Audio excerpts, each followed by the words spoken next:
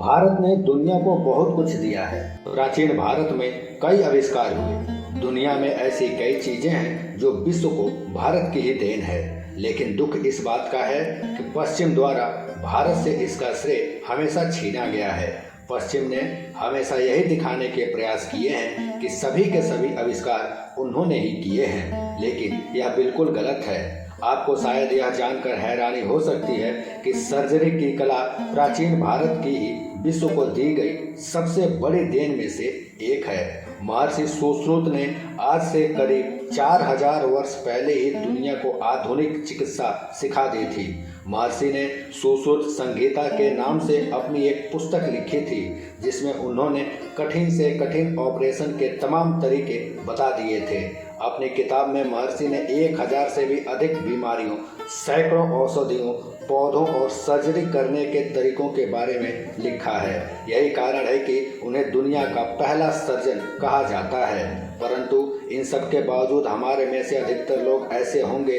जो महर्षि सुश्रुत के बारे में जानते भी नहीं हैं। इसके पीछे की वजह यह है कि हमें इनके बारे में कभी पढ़ाया नहीं गया। अगर पढ़ाया जाता है तो वो है गलत इतिहास। ऐसा ही कुछ केरल में भी हो रहा है।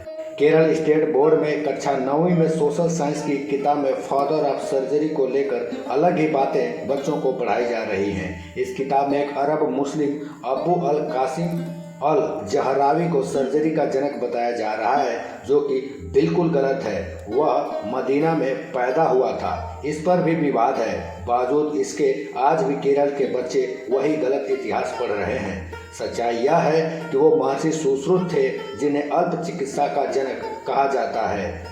दुनिया की पहली प्लास्टिक सर्जरी आज से 3000 वर्ष पूर्व काशी में की गई थी। उस दौरान एक व्यक्ति अपनी फटी हुई नाक लेकर महर्षि सुश्रुत के पास आया था। महर्षि ने व्यक्ति को पहले नशीला पदार्थ पिलाकर बेहोश किया, जिससे कि उसको दर्द ना हो। फिर इसके बाद उन्होंने उसके माथे से त्वचा का हिस्सा लिया और पत्ते के माध्यम से नाक का आकार समझाकर और टाँके लगाकर नाक बनाकर जोड़ दी। सुश्रुत संहिता में 184 अध्याय हैं, जिसमें 1120 बीमारियों के बारे में बताया गया है।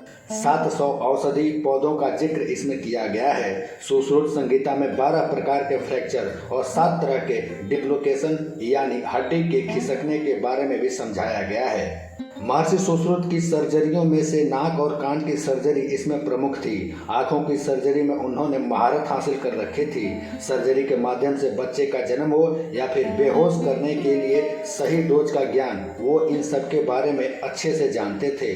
सुश्रुत संहिता के अनुसार महर्षि सुश्रुत सर्जरी के लिए 125 अलग प्रकार के सर्जरी उपकरणों का प्रयोग करते थे। चाकू, सूज और चिमटे को उबालकर इस्तेमाल किया करते थे। बिना एक्सरे के ही वो यह पता लगा सकते थे कि शरीर के किस हिस्से में कौन सी हड्डी टूटी हुई है, और ऐसे ही वो ऑपरेशन करके जोड़ भी देते थे। महर्षि सुश्रुत अपने शिष्यों को सर्जरी सिखाने के लिए फल सब्जियों के मोम के पुतलों का प्रयोग किया करते थे। बाद में शवों से उन्होंने स्वयं सर्जरी सीखी और फिर अपने शिष्यों को भी सिखाई थी। मॉडर्न मेडिकल साइंस के जानकार बताते हैं कि विश्व को आज से 400 साल पहले ही सर्जरी के बारे में पता चला है। परंतु यह भी हकीकत है कि महर्षि सुश्रुत ने कई हजार साल पहले ही इस कार्य को करके दिखा दिया था।